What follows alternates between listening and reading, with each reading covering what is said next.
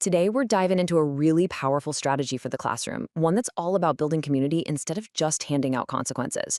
It's called restorative circles, and honestly, it might just flip the script on how you think about discipline. I mean, if you're an educator, this probably sounds super familiar, right? You deal with a conflict, you think it's all wrapped up, but the root of it, that hurt, that broken trust, it's still just sitting there. That's because we're often trained to put a band-aid on the immediate problem instead of actually mending the relationship underneath. So here's our game plan for this explainer. We're going to start with why the old school discipline model just doesn't work long term. Then we'll get into the big idea, this restorative shift.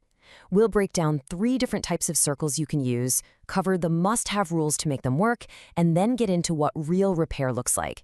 And finally, we'll talk about the huge long-term payoff. Okay, so what's the real problem we're trying to solve here? Let's get right to the heart of it. This right here is the fundamental shift. Traditional discipline always asks, what rule got broken? It's all about the infraction, the rule, and the consequence that follows. But a restorative practice asks a completely different question. It asks, what relationship was harmed, and what do we need to do to fix it? It's a total change in focus. So what does this actually look like when the rubber hits the road in a classroom? Well, this is where the restorative circle comes into play. A restorative circle is not just, a group chat.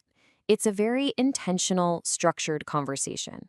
The whole point is to slow everything down, make sure every single person gets to speak and, more importantly, gets to be heard. And it shifts the focus away from who's to blame and toward what was the impact of this action. This quote just nails it, doesn't it?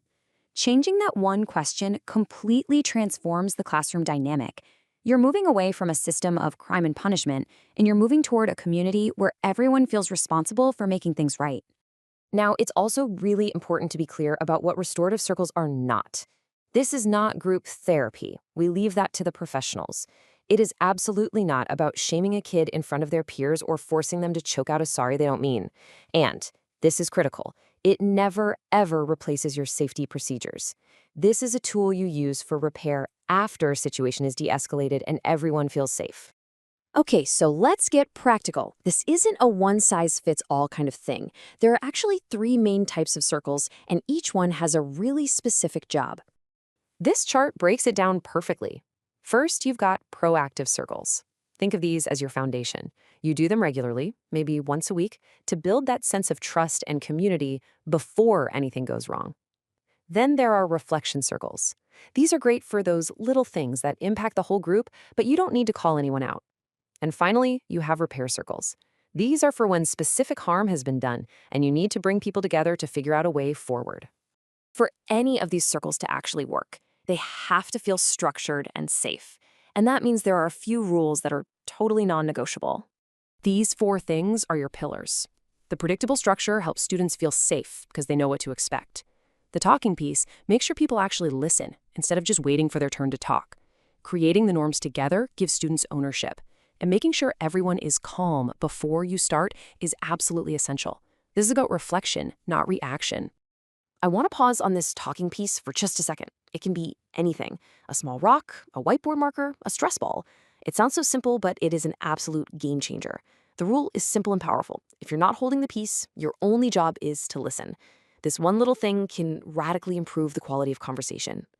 All right, now for a really crucial idea, moving beyond that empty, forced apology. This is all about making repair genuine and meaningful. Think about it. A forced sorry is just about compliance, right? It's about ending an uncomfortable moment. Restorative repair, on the other hand, is about real accountability. It means the student has to understand their impact, actually own their actions, and then be part of the solution to make things right. And this isn't just a random conversation. It follows a pretty clear path. First, there's awareness. How did what I did actually affect other people? Then comes ownership. Okay, I did that. That was on me. And only after those 2 things happen can you move to the last step, agreeing on a concrete plan to repair the harm.